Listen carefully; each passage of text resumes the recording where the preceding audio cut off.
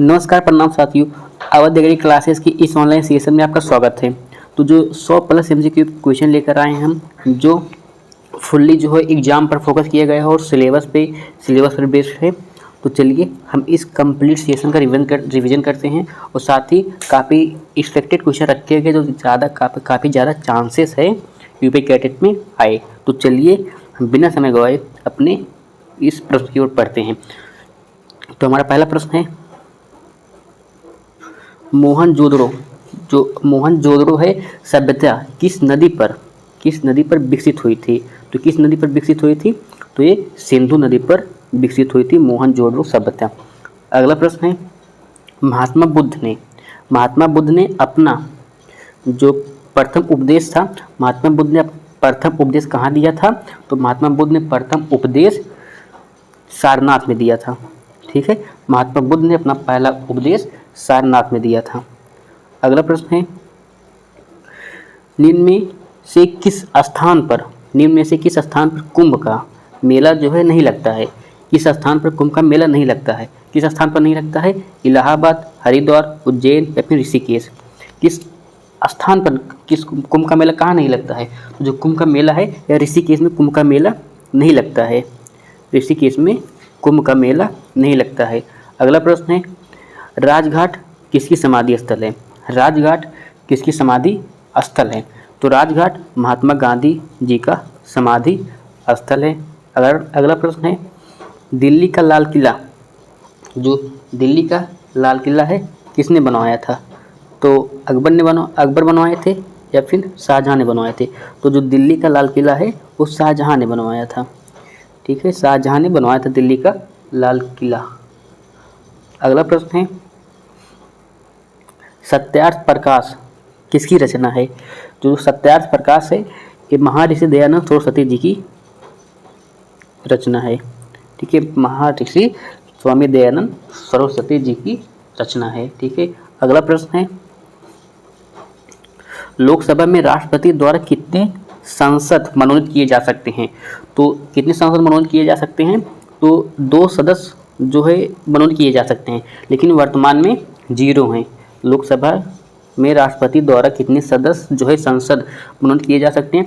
तो 2 सांसद जो है मनोनीत किए जा सकते हैं, लेकिन इस समय इसकी संख्या 0 है। अगला प्रश्न है, निर्वाचन आयोग का संबंध किस अनुच्छेद से है? जो निर्वाचन आयोग है इसका संबंध किस अनुच्छेद से है? तो अनुच्छेद 324 में है इसका संबंध। Option C. अगला प्रश्न है, भारत के प्रथम मुख्य न्यायाधीश कौन थे? भारत के प्रथम मुख्य न्यायाधीश कौन थे? तो इसमें से नोट हो जाएंगे, क्योंकि भारत के प्रथम मुख्य न्यायाधीश कौन थे? एच.जे. कानिया थे। भारत के प्रथम मुख्य न्यायाधीश एच.जे. कानिया थे, जो कि ऑप्शन में नहीं है। ठीक है, एच.जे. कानिया थे। अगला प्रश्न है, सबसे अधिक साक्षरता वाला राज्य, सबसे अधिक साक्षरता वाला राज्य। तो उत्तर प्रदेश है या फिर तमिलनाडु? उत्तर प्रदेश है, तमिलनाडु है या फिर महाराष्ट्र है या इनमें से कोई नहीं, या फिर नॉन ऑफ दीज। तो सबसे अधिक साक्षरता वाला राज्य तो सबको पता है कि केरल है। क्या है? केरल है, जो कि ऑप्शन में नहीं है। तो हम नॉन ऑफ दीज पे जाएंगे, नॉट पर जाएंगे। उसके बाद है, माता टीला जो परियोजना है, माता टीला जो डैम है किस नदी पर स्थित है? तो जो माता टीला जो परियोजना है यह बेतवा नदी पर स्थित है। ठीक है, बेतवा नदी पर स्थित है। और ये किस राज्य में है इसको आप कमेंट में बताना, किस राज्य में है इसको आप कमेंट में बताना। ठीक है, और एक है अर्पित भैया, एक अर्पित करके हैं जो हर एक सवाल का जो जवाब देते हैं, जितने भी कुछ पूछो तो जो है हमेशा जवाब देते हैं। उनके लिए दिल से धन्यवाद, क्योंकि वो काफ़ी सपोर्ट कर रहे हैं। तो अगला प्रश्न है, दुर्गापुरा, जो दुर्गापुर है ये दुर्गापुरा एक किस्म है। दुर्गापुरा एक किस्म है, वो किसकी किस्म है इसको आप बताना। बाकी दुर्गापुर पश्चिम बंगाल, तो दुर्गापुर पश्चिम बंगाल किस उद्योग के लिए प्रसिद्ध है? किस उद्योग के लिए प्रसिद्ध है? तो वह इस्पात उद्योग के लिए प्रसिद्ध है दुर्गापुर। ठीक है, दुर्गापुर। और दुर्गापुरा मधु जो है किसकी किस्म, इसको कमेंट बताना। काफ़ी आसान सिंपल प्रश्न है। अगला है कानपुर, कानपुर किस नदी के तट पर स्थित है? जो कानपुर है किस नदी के तट पर स्थित है? तो यह गंगा नदी के तट पर स्थित है। अगला प्रश्न है पीतल, पीतल के बर्तन के लिए प्रसिद्ध है, पीतल के बर्तन के लिए प्रसिद्ध है तो मुरादाबाद, जो पीतल के लिए प्रसिद्ध है मुरादाबाद। और फिरोजाबाद चूड़ी के लिए प्रसिद्ध है, चूड़ी के लिए फिरोजाबाद प्रसिद्ध है। वो अलीगढ़ ताला के लिए, ताला के लिए अलीगढ़ प्रसिद्ध है। ठीक है। अगला प्रश्न है उस्ताद बिस्मिल्लाह खां का संबंध किस वाद्य यंत्र से है? उस्ताद बिस्मिल्लाह खां का संबंध किस वाद्य यंत्र से है? तो इनका संबंध जो है शहनाई से है। किससे है? शहनाई से है, इनका संबंध शहनाई से है। और बाकी सितार से जो है ये है पंडित रविशंकर हैं, पंडित रविशंकर है। और तबला वादक हैं, तबला वादक हैं उस्ताद जाकिर हुसैन, उस्ताद जाकिर हुसैन, जाकिर हुसैन तबला वादक हैं। ठीक है। और बाकी उस्ताद बिस्मिल्लाह खां जो है ये बांसुरी शहनाई से संबंधित हैं, शहनाई से संबंधित है, ऑप्शन बी। अगला प्रश्न है जैन धर्म के जो तीर्थकार कौन थे? जैन धर्म के प्रथम तीर्थकार कौन थे? तो थे हमारे ऋषभ देव थे, ऑप्शन बी। जैन धर्म के प्रथम तीर्थकार कौन थे? तो ऋषभ देव थे। अगला प्रश्न है भारत के मध्य से गुजरने वाली रेखा है, भारत के मध्य से कौन सी रेखा गुजरती है? मकर रेखा, भूमध्य रेखा, कर्क रेखा या फिर देशांतर रेखा? तो भारत के मध्य से जो रेखा गुजरती है उसे कर्क रेखा कहते हैं, ऑप्शन सी, कर्क रेखा कहते हैं। ठीक है, ऑप्शन सी कर्क रेखा। अगला प्रश्न है चांदी का प्रथम उत्पादक देश, चांदी का प्रथम उत्पादक देश कौन है? ऑस्ट्रेलिया है, मैक्सिको है, कनाडा है या फिर यूएसए है? तो जो चांदी का प्रथम उत्पादक देश है वह कनाडा है, ऑप्शन सी कनाडा। ठीक है। अगला प्रश्न है क्षेत्रफल की दृष्टि से सबसे छोटा देश, क्षेत्रफल की दृष्टि से सबसे छोटा देश, यहाँ पर बोला है राज्य नहीं, सबसे छोटा देश, तो कौन सा है सबसे छोटा देश? वेटिकन सिटी होता है, वेटिकन सिटी एक देश है, क्षेत्रफल की दृष्टि से सबसे छोटा देश है क्षेत्रफल की दृष्टि से। अगला है टमाटर की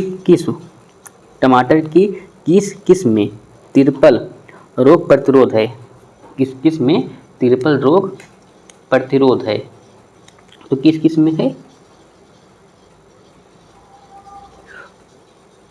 अर्का सम्राट, कौन सा हो जाएगा इसका? अर्का सम्राट हो जाएगा।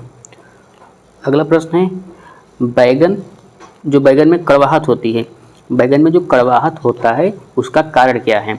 बैगन में कड़वाहट का कारण होता है सोले सोडिन होता है, सोले सोडिन होता है। ठीक है, सोले सोडिन नामक एल्कलॉइड पाया जाता है इसमें। अगला प्रश्न है किस देश ने सबसे पहला जो ट्रांसजेनिक बैगन को, किस देश ने सबसे पहले ट्रांसजेनिक बैगन को व्यापारिक रूप से जारी किया? व्यापारिक रूप से जारी किया, यहाँ पर जो है पीपीटी बनाने में क्वेश्चन ऐड नहीं हुआ। किस देश ने सबसे पहले ट्रांसजेनिक जो बैगन होता है व्यावसायिक रूप से जारी किया? तो बांग्लादेश ने सबसे पहले जारी किया था। ठीक है, बांग्लादेश ने सबसे पहले ट्रांसजेनिक बैगन उगाए थे। अगला प्रश्न है बैगन की वह किस्म जो पत्ती की बीमारी के प्रति प्रतिरोधी है, पत्ती की बीमारी के प्रति प्रतिरोधी है, तो कौन सी है? तो हिसार, तो वह हिसार प्रगति है। ठीक है, हिसार प्रगति है। अगला प्रश्न है पीला सीरा मोज़ेक वायरस के प्रति कौन सी भिंडी की किस्म प्रतिरोधी है? पीला सीरा मोज़ेक, पीला सीरा जो मोज़ेक वायरस के प्रति कौन सी भिंडी प्रतिरोधी है? तो हो जाएगा अर्का अनामिका। इस वैरायटी जो है, यह वैरायटी जो है इसके प्रति प्रतिरोधी है। अगला प्रश्न है फूलगोभी में ब्लाइंडनेस का कारण क्या है? फूलगोभी में ब्लाइंडनेस का कारण क्या होता है? तो प्रतिरोपण के जो है प्रतिरोपण से पहले और बाद की क्षति होती है और तापमान का कम होना होता है ब्लाइंडनेस का कारण। ठीक है, ऑप्शन बी हो जाएगा इसका, सी और डी दोनों। अगला प्रश्न है फूलगोभी की जो पूसा हिमज्योति है किस प्रकार की किस्म है? फूल गोभी की जो पूसा हिमज्योति है यह किस प्रकार की किस्म है? तो किस प्रकार की किस्म है? तो यह ऑफ सीजन किस्म है, ठीक है। ऑफ सीजन की वैरायटी है पूसा हिमज्योति। अगला प्रश्न है, गाजर में नारंगी रंग, जो गाजर का नारंगी रंग होता है किसकी उपस्थिति के कारण होता है? तो यह कैरोटीन की उपस्थिति के कारण होता है, ठीक है।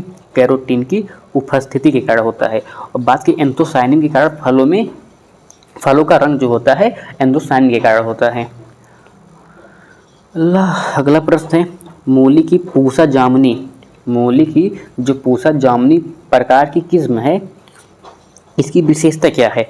तो जो पूसा जामुनी है इसकी जो गूदे होते हैं ना, बैगनी गूदा वाली पहली किस्म है ये, ठीक है। इसके जो मूली की पूसा जामुनी किस्म है इसकी जो है गूदा है पीली, मतलब बैगनी होता है, तो बैगनी गूदा वाली पहली किस्म है ये पूसा जामुनी। अगला प्रश्न है, तरबूज में जो बड नेक्रोसिस होता है, तरबूज में बड नेक्रोसिस किसके कारण होता है? तरबूज में बड नेक्रोसिस होता है किसके कारण होता है? तो थ्रिप्स के द्वारा फैलाया गया टोपो वायरस होता है, तो इस वायरस होता है, तो इसको वायरस होता है, तो इसको वायरस होता है। और अधिकतर जो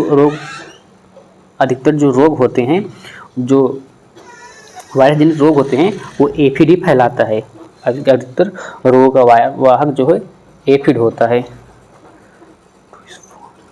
अगला प्रश्न है, करेले में कड़वाहट किस यौगिक के कारण होती है? करेले में कड़वाहट किस यौगिक के कारण होती है? तो मोमोडोसिन के कारण होती है, मोमोडोसिन के कारण होती है करेले में कड़वाहट। अगला प्रश्न है, परवल में कौन सी विधि द्वारा रोपण किया जाता है? करेले में कौन सी विधि द्वारा रोपण किया जाता है? तो वाइन और कंद कटिंग के द्वारा इसमें रोपण किया जाता है। अगला प्रश्न है, प्याज की एग्री फाउंड डार्क रेड है किस मौसम में बोई जाती है? तो यह खरीफ ऋतु में बोई जाती है, खरीफ ऋतु की वैरायटी है। अगला प्रश्न है, मटर की जो किस्म होती है, मटर की फली खाने योग्य कौन सी किस्म है? मटर की फली खाने योग्य कौन सी किस्म है? एक मिष्टी होती है, मिष्टी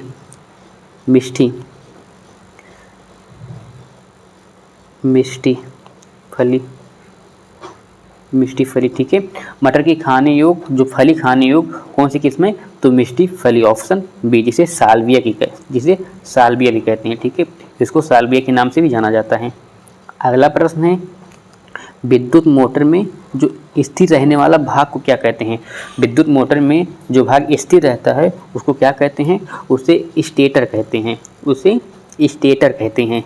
अगला प्रश्न है, जो ट्रैक्टर के गियर बॉक्स में किस स्नेहक तेल का प्रयोग किया जाता है? जो ट्रैक्टर के गियर बॉक्स में स्नेहक तेल का प्रयोग करते हैं वो किस टाइप का होता है? तो SE90 होता है। कौन सा होता है? SE90। अगला प्रश्न है, डीजल इंजन का संपीड़न तापक्रम होता है, डीजल इंजन का संपीड़न तापक्रम कितना होता है? तो होता है 800 से 1000 फ़ारेनहाइट होता है। और जो 400 से 500 फ़ारेनहाइट होता है यह पेट्रोल इंजन का संपीड़न अनुपात होता है। अगला प्रश्न है, PTO की गति कितनी होती है? जो PTO शाफ्ट की गति होती है वो कितनी होती है? तो 540 ± 10 होती है, यानी कि या 540 प्लस भी हो सकता, 10 प्लस भी हो सकता है, 10 माइनस भी हो सकता है, यानी कि 550 भी हो सकता है, 550 भी हो सकता है और 530 भी हो सकता है, ठीक है। अगला प्रश्न है, पिस्टन जुड़ा होता है, पिस्टन जो है वो संयोजी छड़ से जुड़ा होता है। अगला प्रश्न है, पिटवा लोहे के दो टुकड़ों को जोड़ने के लिए आवश्यक तापमान कितना होता है? तो पिटवा लोहे के लिए आवश्यक तापमान कितना होता है दो टुकड़े को जोड़ने के लिए? तो 900 डिग्री होता है, ठीक है। इसकी पिटवा लोहे को जोड़ने के लिए, दो टुकड़े को जोड़ने के लिए 900 डिग्री तापमान की आवश्यकता होती है, ठीक है। उसके बाद है, अगर बात करें पिटवा लोहे का गलनांक कितना होता है? पिटवा लोहे का गलनांक कितना होता है? तो पिटवा लोहे का गलनांक 1500 डिग्री सेल्सियस होता है, ठीक है। पिटवा लोहे का गलनांक 1500 डिग्री सेल्सियस होता है। बात करें, अगला प्रश्न है, एक क्यूसेक जल की मात्रा है, एक क्यूसेक जल की मात्रा होती है, कितनी होती है? तो ये 6.25 गैलन होती है, 6.25 गैलन होती है। अगला प्रश्न है, सर्वोत्तम पट्टे होते हैं, सर्वोत्तम पट्टे किसके होते हैं? प्रश्न नंबर 44 को जो है आप कमेंट में बताना। और जो इसके पहले जो वीडियो अपलोड किया था उसमें एक थे अर्पित और एक दो भाई और थे जिन्होंने कमेंट किया था और जो क्वेश्चन पूछा था उनको जो सारे के सारे क्वेश्चन के जवाब दिए थे। तो इस क्वेश्चन को भी आप कमेंट में बताना, जितने भी भाई देख रहे हैं। सर्वोत्तम पट्टे किसके होते हैं वो आप कमेंट बताना। और सबसे मजबूत पट्टे कौन से होते हैं? सबसे मजबूत पट्टे जो हैं चमड़े के पट्टे होते हैं, सबसे मजबूत चमड़े के पट्टे होते हैं। अगला प्रश्न है, मेस्टन हल का दावरोधी बना होता है, मेस्टन हल का जो दावरोधी होता है और किसका बना होता है? तो मेस्टन हल का दावरोधी ढलवा लोहे का बना होता है, मेस्टन हल का दावरोधी ढलवा लोहे का बना होता है। अगला प्रश्न है, यूरोपियों में जो यूरोप होता है, यूरोप देशों में जो गाय को क्या कहा जाता है? तो यूरोप देश में गाय को क्या कहा जाता है? तो बॉस टॉरस कहा जाता है। और टी कप, जो टी काउ कप होता है, टी कप काउ जो है इसे अमेरिका में कहा जाता है, ठीक है। अगला प्रश्न है, रोमंथी पशुओं के जो आमाशय जठराशय होता है, जठराशय में पाए जाने वाले भोजन को क्या कहते हैं? रोमंथी पशुओं में जो जठराशय में पाए जाने वाले भोजन होते हैं को क्या कहा जाता है? तो उसे चाइम कहते हैं, उसे चाइम कहते हैं। अगला प्रश्न है, अंडे से चूजे निकलने वाले स्थान को कहते हैं? तो अंडे से चूजे निकलने वाले स्थान को हैचरी कहते हैं। क्या कहते हैं? हैचरी कहते हैं। अगला प्रश्न है, गुणांकन पत्र विधि में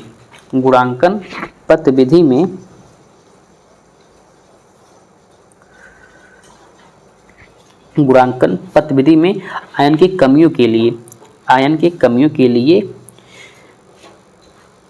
लिए निर्धारित अंक है। आयन की कमियों के लिए कितने अंक निर्धारित हैं? तो आयन की कमियों के लिए 35 अंक निर्धारित किए गए हैं गुणांकन पत्र में आयन के लिए, ठीक है। अगला प्रश्न है, गाय से अलग रखकर बछड़ा पालने की विधि को क्या कहते हैं? गाय से अलग रखकर बछड़ा पालने की विधि को विनिंग कहते हैं, ठीक है। और बताइए, गाय के साथ रखकर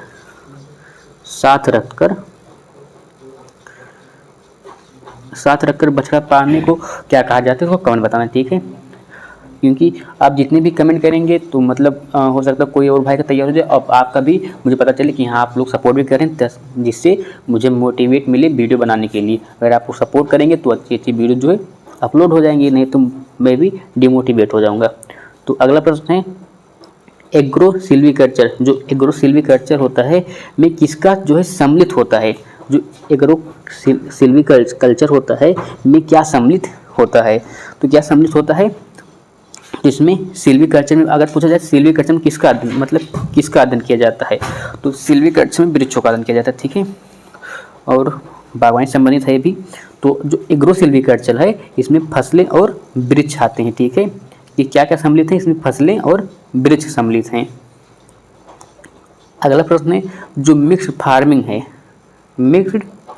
है में क्या सम्मिलित होता है? मतलब क्या क्या आते हैं इसमें? केवल पशु आते हैं या कि केवल फसलें आती हैं? तो केवल फसलें आती हैं, केवल पशु आते हैं, फसल और पशु दोनों आते हैं, केवल बागवानी आते हैं। तो जो मिक्स्ड फार्मिंग होता है इसमें जो है फसल व पशु दोनों आते हैं, ठीक है। अगला प्रश्न है, धान की पृथक्करण दूरी कितनी होती है सभी प्रकार के बीजों के लिए? मतलब एक न्यूक्लियस सीड होता है, उसके बाद न्यूक्लियस होता है, फिर ब्रीडर होता है, न्यूक्लियस के बाद ब्रीडर होता है, ब्रीडर के बाद फिर फाउंडेशन सीड होता है, फाउंडेशन सीड के बाद फिर सर्टिफाइड सीड होता है, सर्टिफाइड। तो जो धान की इसकी मतलब कोई भी वैरायटी, इसमें से कोई भी ब्रीडर, फाउंडेशन या फिर सर्टिफाइड किसी भी मतलब प्रकार की बीज उत्पन्न करने के लिए पृथक्करण दूरी कितनी रखते हैं? तो पृथक्करण दूरी रखते हैं 3 मीटर। ठीक है, 3 मीटर रखते हैं। हाइब्रिड मक्का, हाइब्रिड मक्का के लिए फाउंडेशन बीज, हाइब्रिड मक्का के लिए फाउंडेशन जो सीड की पृथक्करण दूरी कितनी होती है या फिर कितनी है, तो कितनी रखी जाती है? मक्का के लिए फाउंडेशन सीड की दूरी कितनी रखी जाती है? तो 400 मीटर रखी जाती है। अगला प्रश्न है, सबसे कम मृदा, सबसे कम पृथक्करण दूरी किस फसल की होती है? सबसे कम जो है पृथक्करण दूरी होती है वह गेहूं की होती है। ठीक है, गेहूं की होती है सबसे कम पृथक्करण दूरी। अगला प्रश्न है, इन्फोर्सेड जो डोरमेंसी होता है किसके कारण होती है? जो इन्फोर्सेड डोरमेंसी होता है, डोरमेंसी होता है, ये किसके कारण होती है? तो प्रकाश की कमी के कारण होती है, तापमान की कमी के कारण होती है, जो गहराई में बोने के कारण होता है, बीज की गुणवत्ता के कारण होता है। तो ये जो होता है ना, गहराई में बोने के कारण होता है। क्या होता है? इन्फोर्सेड डोरमेंसी जो होता है एक गहराई में बोने के कारण होता है। अगला प्रश्न है, national seed act, national seed act इसे NSC बोलते हैं, का मतलब कब लागू किया गया था, स्थापना कब हुई थी? तो इसकी स्थापना हुई थी 1 जुलाई 1963 को, 1 जुलाई 1963 को। अगला प्रश्न है, डिसकरिंग, डिसकरिंग किससे संबंधित है? डिसकरिंग किससे संबंधित है? तो डिसकरिंग तंबाकू से संबंधित है।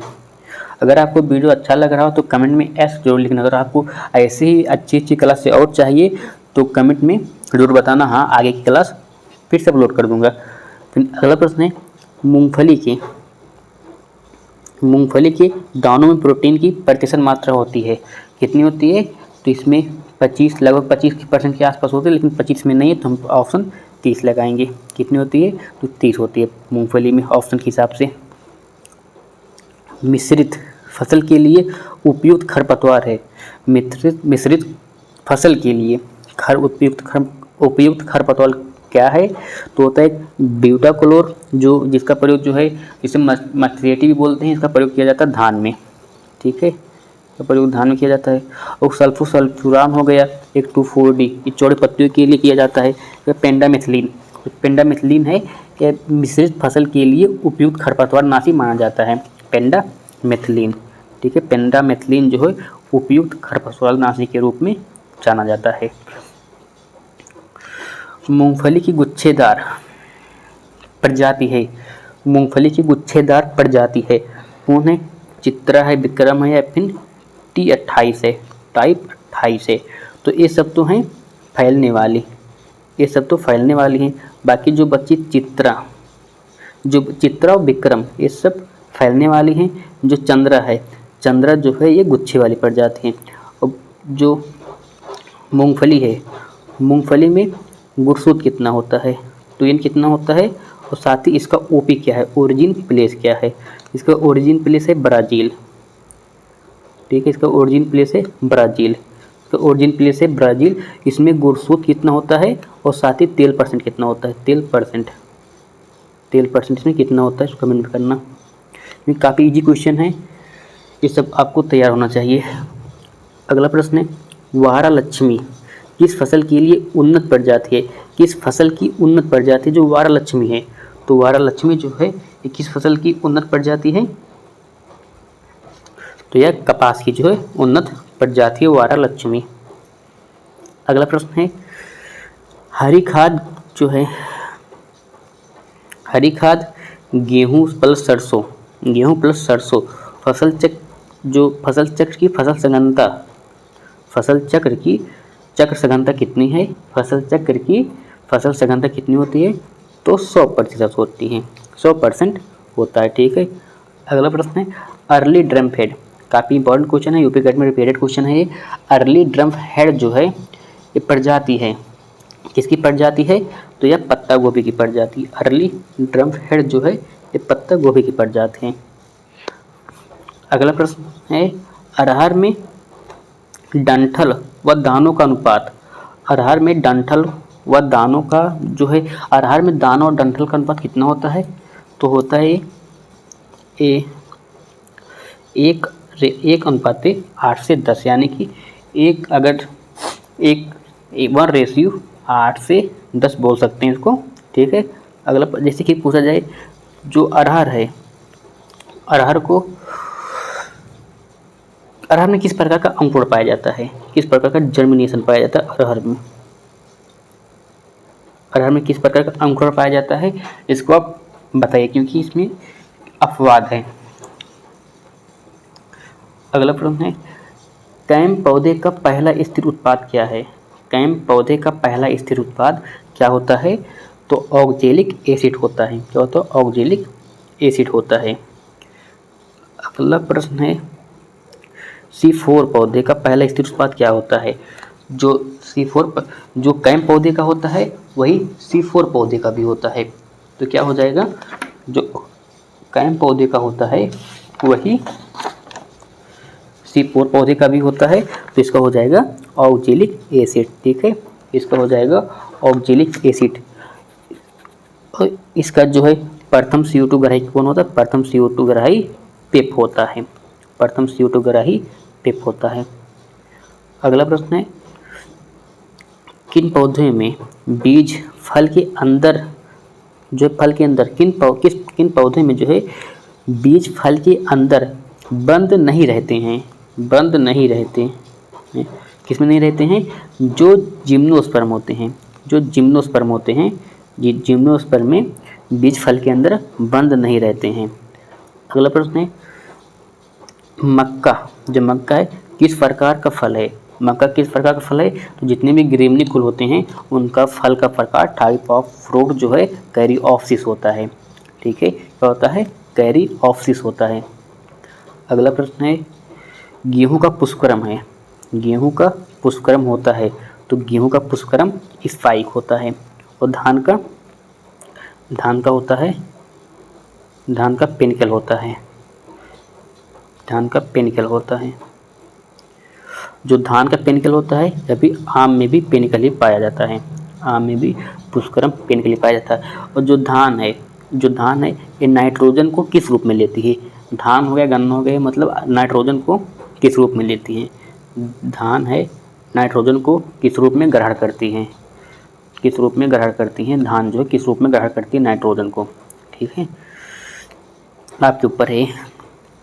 जो कटोरिया होता है, ये साइएथियम कहते हैं, क्या कहते हैं, साइएथियम कहते हैं, कटोरिया या फिर साइएथियम पुष्पक्रम उदाहरण है, किसका उदाहरण है, किसका उदाहरण है, किसका उदाहरण है, तो यह यूफोरबिया का उदाहरण है, किसका उदाहरण है, यूफोरबिया का उदाहरण है। अगला प्रश्न है दालें किस कुल के अंतर्गत आती हैं, जो दालें होती हैं ये किस कुल के अंतर्गत आती हैं, तो ये फेबेसी या फिर ल्यूमिनेसी कुल के अंतर्गत आती हैं। अगला प्रश्न है घास वाली फसलें होती हैं, ऐसी घास वाली फैमिली है, घास वाली फैमिली क्या है, तो ग्रेमनी है, पोएसी, दोनों, पोएसी इसका नया नाम है, ग्रेमनी इसका ओल्ड नेम है। ठीक है, तो ऑप्शन डी हो जाएगा। अगला प्रश्न है मलेरिया की दवाई किस पौधे से प्राप्त की जाती है, काफ़ी मोस्ट इम्पॉर्टेंट प्रश्न है ये, मोस्ट इम्पॉर्टेंट IMP प्रश्न है। मलेरिया की दवाई किस पौधे से प्राप्त की जाती है, तो किस पौधे से प्राप्त की जाती है, तो यह सिनकोना की छाल से प्राप्त की जाती है। एक मलेरिया की दवाई हो गया, एक साबूदाना हो गया, जो एक साबूदाना हो गया, एक साबूदाना हो गया, और एक हो गया साबूदाना के बाद हो गया क्या, एक हींग हो गया, हींग जो फेरोल की जरूरत से प्राप्त की जाती है, साबुन जो साइकिल से प्राप्त की जाती है। ये सब क्वेश्चन जो है ये मतलब काफ़ी छोटे छोटे प्रश्न हैं जो यूपी कैट में आने के काफ़ी ज़्यादा हाई चांस रहते हैं कि ऐसा प्रश्न पूछा जाए।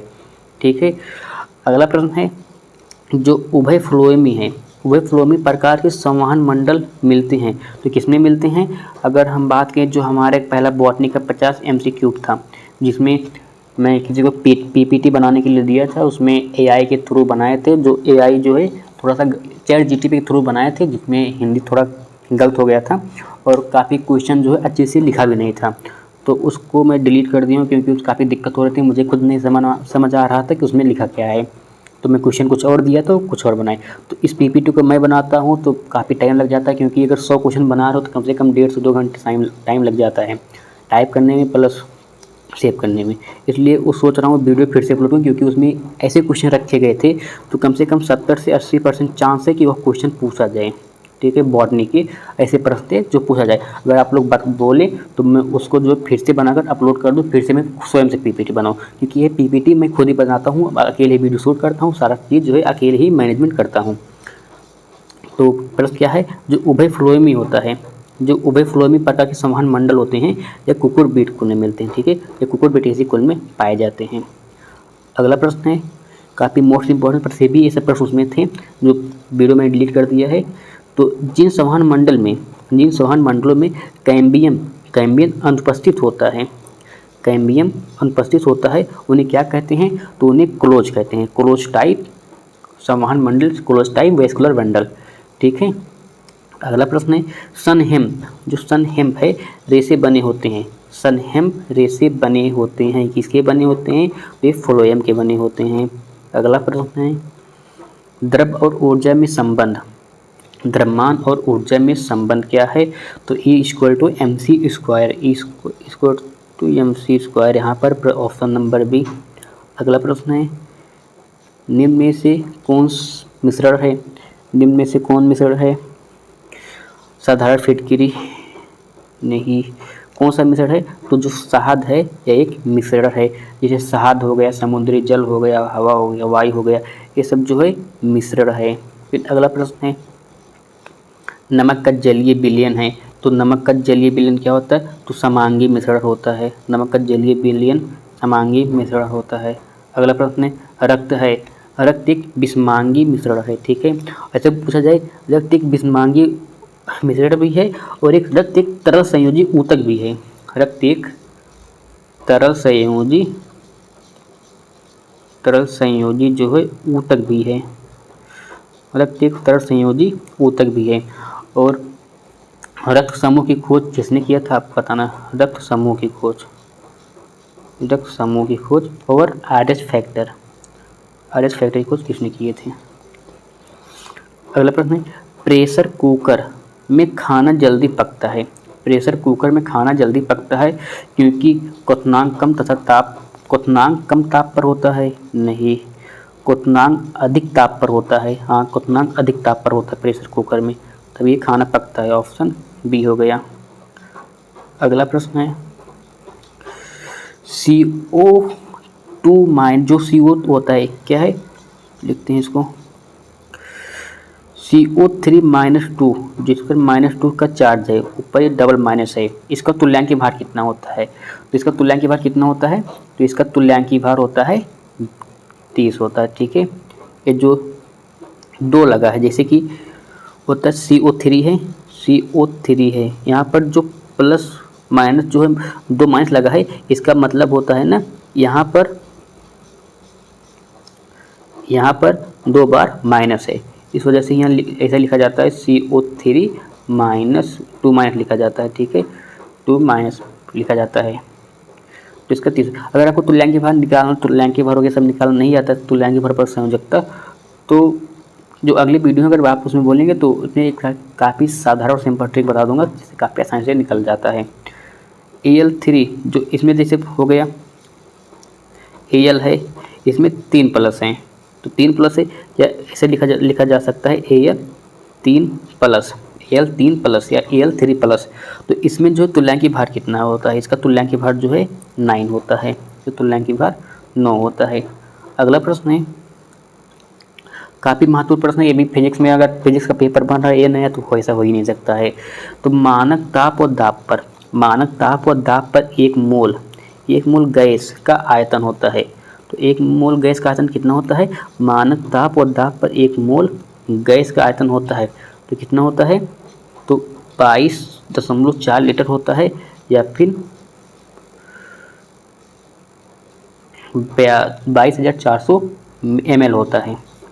अगला प्रश्न है नाइट्रोजन जो 7 ग्राम N2 है, 7 ग्राम N2 गैस समान ताप दाब पर आयतन है इसका, तो कितना होता है 7 ग्राम N2 गैस का समान ताप दाब पर आयतन होता है 5600 ml होता है, 5600 ml होता है। अगर आपको इसको निकालने में दिक्कत होती है तो आप ज़रूर बताना, मैं केमिस्ट्री की जब क्लास कराऊंगा, हो सकता है कि कल कराऊँ केमिस्ट्री की क्लास, तो उसमें मैं एकदम सिंपल भाषा में एकदम मतलब 2-3 फॉर्म में बता दूंगा कैसे निकाला जाता है एकदम अच्छे से। फिर अगला प्रश्न है, आधुनिक आवर्त सारणी में आवर्त, इसकी आवर्त कितने हैं, तो 7 आवर्त हैं। ठीक है, कितने आवर्त हैं, तो 7 आवर्त हैं। आधुनिक आवर्त सारणी में आवर्त कितने, तो 7 आवर्त हैं।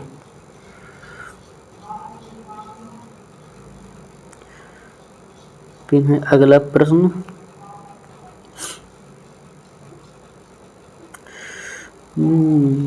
आधुनिक आवर्त सारणी में आवर्त तो क्या।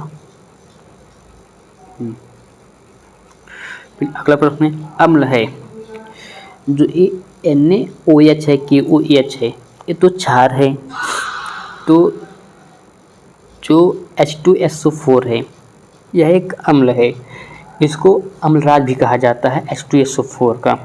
ठीक है, H2SO4 को अम्लराज भी कहा जाता है। अगला प्रश्न है, फ्लोरीन का परमाणु क्रमांक है, फ्लोरीन का परमाणु क्रमांक कितना होता है, तो फ्लोरीन का परमाणु क्रमांक 9 होता है। कोई मानी बात नहीं, फ्लोरीन जैसे कि मतलब पूछा जाता है जो थोड़ा अजीब लगे, जैसे हाइड्रोजन जो है समूह का तत्व है, तो ये पूछा जा सकता है। जैसे फ्लोरीन हो गया, नियॉन हो गया, उसके बाद क्रिप्टॉन हो गया, या फिर क्रिप्टॉन हो गया, उसके बाद हो गया रेडॉन हो गया, इसका प्रयोग किया जाता है, तो यूरेनियम हो गया, इन सब का जो है परमाणु क्रमांक पूछा जा सकता है। अगला प्रश्न है, पौधे जो है, पौधों में नाइट्रोजन खाद डालने पर होता है। पौधे में अगर नाइट्रोजन की खाद डाला जा रहा है तो उसमें जो है ऊपरी शाखाएं, जैसे शाखाएं हो गई, पत्तियां हो गई, और फिर पत्तियां जो हैं, पत्तियां तने जो है वृद्धि करती हैं।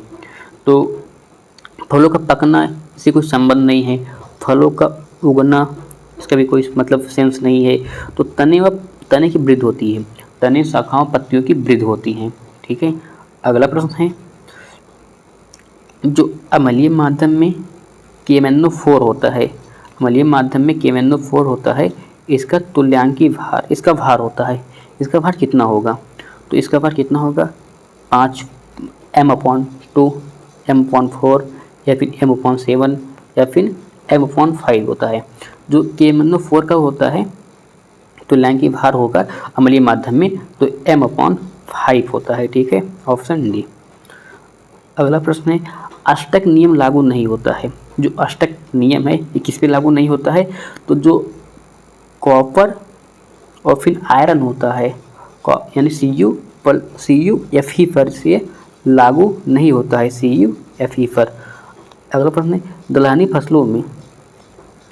दलहनी फसलों के लिए उपयुक्त जैव उर्वरक है, उपयुक्त जैव उर्वरक कौन सा है, तो जो एजोटोवेक्टर है ये तो नाजों के लिए है, बीजीय धान से संबंधित ज़्यादातर, जो राइजोबियम होता है यह दलहनी फसलों से संबंधित है। और पूछा जाता है कि सोयाबीन में कौन सा शायद जो है मतलब उपयुक्त जैव उर्वरक पाया जाता है, तो दलहनी सोयाबीन हो गया जिसमें राइजोबियम जपोनिकम पाया जाता है, बरसी में ट्राइफोलिया पाया जाता है, और फिर चना मटर में राइजोबियम लेगुमिनोसोरम पाया जाता है, राइजोबियम लेगुमिनोसोरम पाया जाता है, सब पूछा जाता है।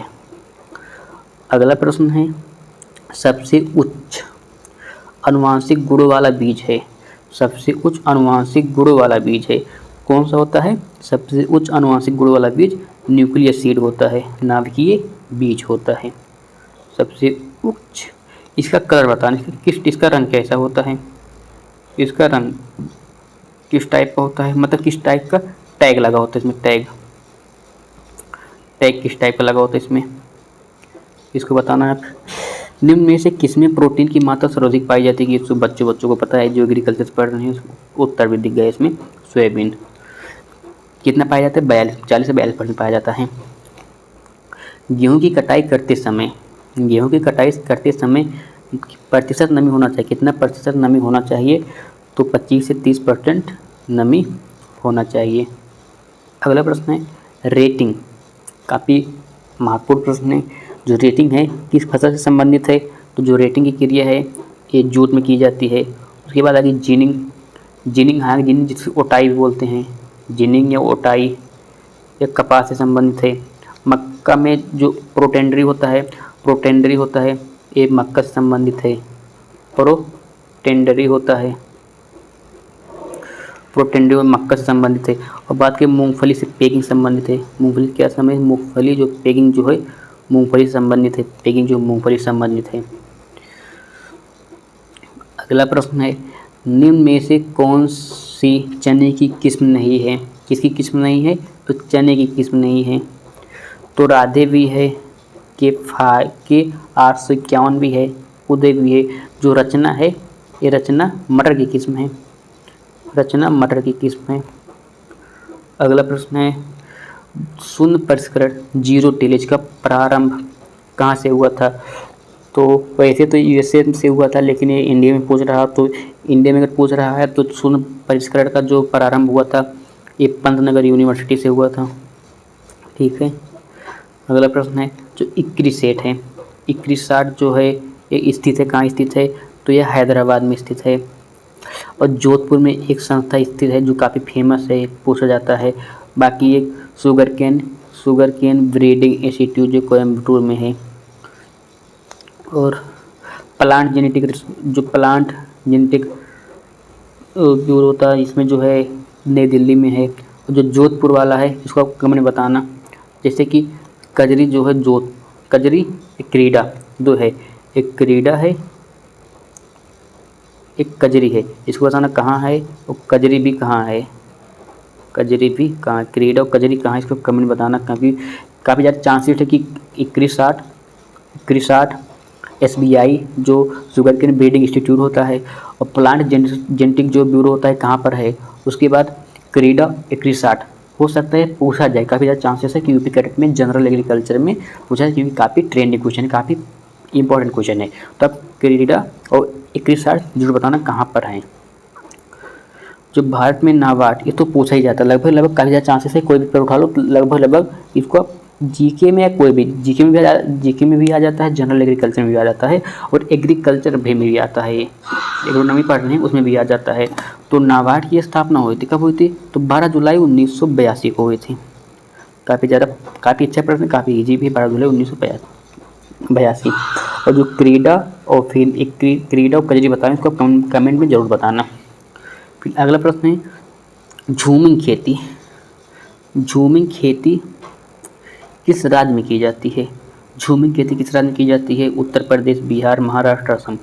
तो उत्तर प्रदेश, बिहार, महाराष्ट्र में तो होगा नहीं, तो झूमिंग खेती जो है वह असम में की जाती है, असम में की जाती है। अगला प्रश्न है जल कटाव की प्रथम दशा कहलाती है? जल कटाव की पूछ रहा है, क्या कहलाती है? गलीय अपर्दन कहलाती है, गलीय अपर्दन, रील अपर्दन, बूंद अपर्दन या फिर शैत्य अपर्दन। तो क्या कहलाती है? तो यह बूंद अपर्दन कहलाती है। तो आज का क्वेश्चन इतना ही था, तो मिलते हैं फिर से एक अगले वीडियो में, क्योंकि अभी एक सोच रहा हूँ कि 3 से 4 वीडियो करा लूँ। अभी जो शाम को आएगा हो सकता है जो यूपी कैटेट जो 2022 में हो गया, 2022 हो गया, 2018 हो गया, 2022 हो गया और 2011 हो गया, 11-12। तो जो क्वेश्चन रखे गए थे ना लगभग सोच रहा हूँ ना कि वह क्वेश्चन जो इम्पॉर्टेंट हैं वो सब उठाकर रखूँ। इसके बाद जो क्लास अपलोड होगा अभी एक क्लास और अपलोड होगा जो हो सकता है कि पूरा बेस्ड है यूपी कैटेट पर, लगभग 150 क्वेश्चन उसमें भी रहें।